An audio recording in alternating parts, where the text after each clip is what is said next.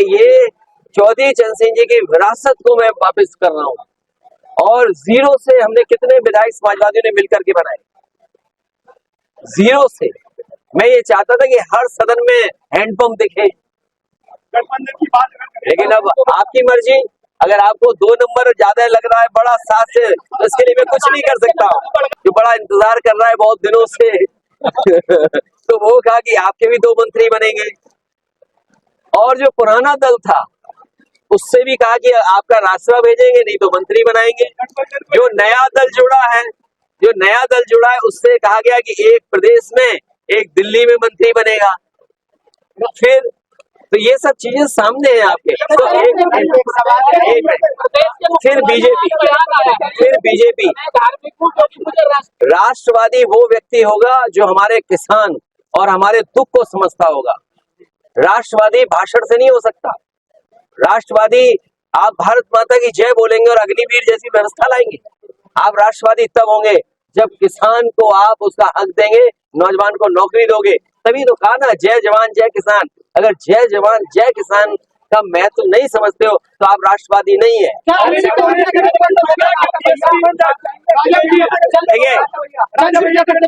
देखिए, जो आना चाहे स्वागत है सबका, क्योंकि बीजेपी ने सबको वादा किया मंत्री बनाने का। कांग्रेस से गठबंधन हो गया, क्या मायावती या आजाद समाज पार्टी से भी आपका गठबंधन होगा? देखिए, ये इंडिया गठबंधन की कई बैठक हो चुकी हैं, और कई बैठकों में और कई मौकों पर आप जो सवाल पूछ रहे हो पूछे जा चुके हैं। उस पे अब आगे कोई बात नहीं होगी। चंद्रशेखर आप एक साइड से लड़ सकते हैं या अपनी पार्टी? अरे वो हमारे यहाँ है, हम देखेंगे क्या करना है, या पार्टी से राय ले लेंगे क्या करना है। कह तो दिया, तुमने सुना नहीं? जितने गठबंधन दल है उन सबको बीजेपी ने कहा है कि आपके 2-2 मंत्री बनेंगे। आप बताइए कैसे मंत्री बनेंगे सब?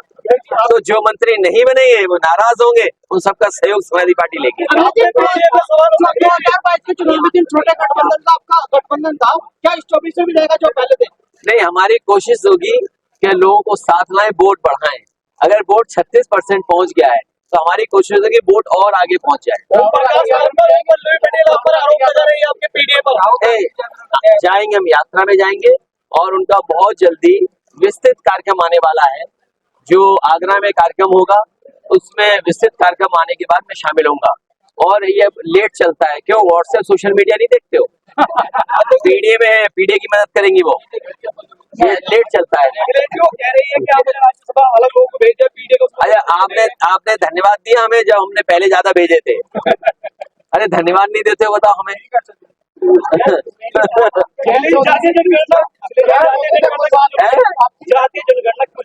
इसलिए जरूरी है कि आपको पता लगे कि कौन कितना समाज में है। कम से कम उन्हें हम संविधान के तहत, जो बाबा साहब भीमराव अम्बेडकर जी ने संविधान बनाया, तो जो हमारे दलित भाई हैं उनको आबादी के हिसाब से हक और सम्मान मिल रहा है। आदिवासी हैं, उन्हें भी हक और सम्मान आबादी के हिसाब से मिल रहा है। तो जब विशेष अधिकार की बात हो तो मैं समझता हूँ हर समाज के लोग चाहते हैं कि जाति गणना हो, जिससे उन्हें मौका मिल सके, बराबर का अधिकार मिल सके। अरे कोई वापस आएगा हम ले लेंगे। नहीं, मेरी बातचीत हुई, लेकिन वो हमारे संबंध उनसे खराब नहीं है।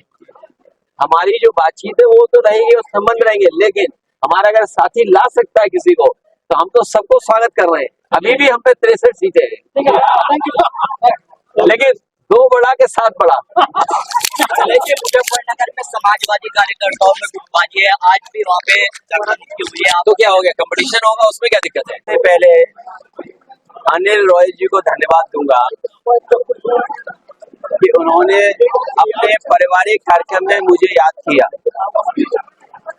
मैं इनके परिवार का धन्यवाद देता हूँ, और जो बच्चे अपना जीवन आगे बढ़ाएंगे उनको मैं पूरे जीवन भर के लिए शुभकामनाएं देता हूँ।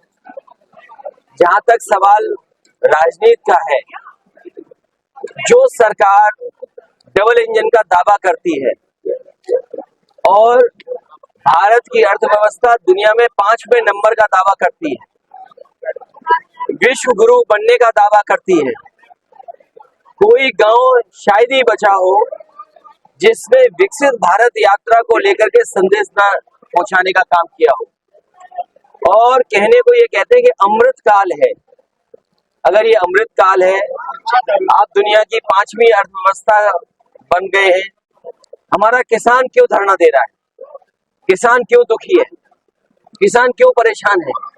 किसान क्यों ट्रैक्टर लेकर के, अपनी ट्रॉली लेकर के, और क्यों किसान अपने सब कुछ बांध करके दिल्ली के पास जा रहा है और दिल्ली कोई उनको जवाब नहीं दे पा रही है? और तब जब यहाँ के नहीं बल्कि पूरे देश के चौधरी चरण सिंह जी किसानों के सवाल पर और गरीबों के सवाल पर सबसे मुखर थे, उनको सम्मान दिया भारत रत्न से, स्वामीनाथन जी को भारत रत्न, और उसके बाद सरकार ने कहा था कि आय दोगुनी होगी। क्या किसान अपनी फसल की आय दोगुनी पा रहा है? और अगर फसल की कीमत भी नहीं मिल रही उसको, और इस महंगाई में, इन परिस्थितियों में सबसे ज्यादा किसान के ऊपर संकट है। जिस तरीके से मल्टीनेशनल कंपनियां या विदेश की कंपनियां दबाव बना रही हैं बीज को लेकर के, अनाज को खरीदने को लेकर के, अपने बाजार को कब्जा करने के चक्कर में, मैं उदाहरण दे सकता हूं, चीनी का क्षेत्र है, ये अलग सवाल है। किसान को गन्ने की क्या कीमत मिले आज की महंगाई में, सरकार को आगे आना चाहिए था। गेहूं किसके लिए खरीदवा रही है सरकार? पैकेज आटा किस पर पहुंच रहा है? उसमें मुनाफा कितना कमा रहे हैं? रिफाइंड तेल जिसके बिना खाना नहीं बन सकता गरीब का, घी, रिफाइंड, सरसों का तेल, इसका बाजार किसके हाथ में जा रहा है? तो सवाल बाजार का है और बाजार के ऊपर किसान को छोड़ रहे हैं। एमएसपी सरकार दे, एमएसपी की लड़ाई किसानों की पक्ष की लड़ाई है। और जब भारतीय जनता पार्टी भारत रत्न दे करके वोट लेना चाहती है, तो वोट लेने के लिए किसानों की सुनवाई करे, उनकी जो मांगे उनको माने। और दूसरी तरफ हमारा नौजवान जो दुखी है, परेशान है, और पुलिस की भर्ती में पेपर लीक, ये कैसी सरकार है? हर चीज लीक हो जाती है, इसमें लीक हो रही है हर चीज।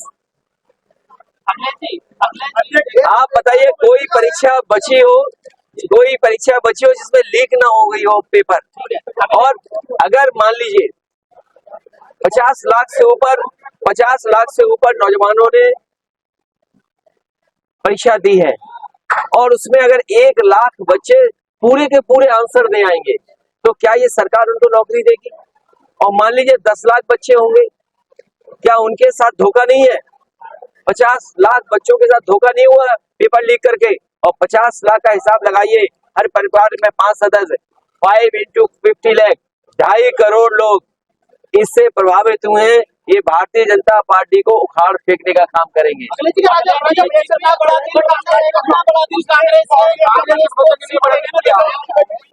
देखिए, मेरे साथी 2 बड़े हैं कि 7 बड़े हैं? आगे बढ़े हैं तो फिर 7 तो हमने दिया था। अगर हमारे पत्रकार साथी को नहीं कोई नहीं दिया, ये गलत बात है। राजनीति में समाजवादी पार्टी को बहुत लंबा सफर करना है। और 1 मिनट, क्योंकि यहाँ मैं बोल रहा हूँ और आपके सामने बोल रहा हूँ, मेरे पे सूची है मोबाइल पर, नाम किसने दिए, नाम कौन चाहता था, नाम मांगे गए, नाम दिए गए।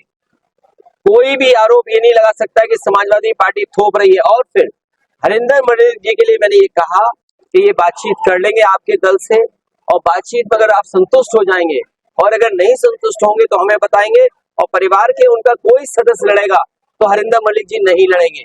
लेकिन हमारी पार्टी के प्रति इस तरह की बात नहीं करनी चाहिए किसी को, क्योंकि पार्टी ने आपको सम्मान दिया और हमारी कोशिश रही है, क्योंकि चौधरी चरण सिंह जी से लगाव केवल आप लोगों को तो है ही है, हमारा भी लगाव है, नेताजी का लगाव रहा, पार्टी का लगाव रहा। इसलिए हम चाहते थे वो पार्टी आगे बढ़े। और याद करना, जब पहली बार तबस्सुम हसन जी जीती थी तो मैंने क्या कहा था कि ये चौधरी चरण सिंह जी की विरासत को मैं वापस कर रहा हूं। और 0 से हमने कितने विधायक समाजवादियों ने मिलकर के बनाए, 0 से। मैं ये चाहता था कि हर सदन में हैंडपंप दिखे, गठबंधन की बात, लेकिन अब आपकी मर्जी। अगर आपको 2 नंबर ज्यादा लग रहा है बड़ा 7 से, तो इसके लिए मैं कुछ नहीं कर सकता हूँ। एक मिनट। अरे भाई, आप जब सीट छोड़ दोगे तो हम किसी को तो देंगे ना भाई। आप एक मिनट। और फिर मंत्री का सपना दिखाना कि आपको मंत्री बना देंगे। अरे भाई, मंत्री में के कितने गठबंधन लाइन में, जितने भी बीजेपी के सहयोगी दल हैं उन सबको वादा किया है कि 2-2 मंत्री बनाएंगे। देखिए, जो सहयोगी दल है, मान लीजिए निषाद पार्टी है, उनसे कहा कि आपका एक और मंत्री बनेगा। हाँ, एक दल है जो बड़ा इंतजार कर रहा है बहुत दिनों से तो वो कहा कि आपके भी 2 मंत्री बनेंगे। और जो पुराना दल था उससे भी कहा कि आपका रास्ता भेजेंगे, नहीं तो मंत्री बनाएंगे। जो नया दल जुड़ा है उससे कहा गया कि एक प्रदेश में, एक दिल्ली में मंत्री बनेगा। फिर तो ये सब चीजें सामने हैं आपके।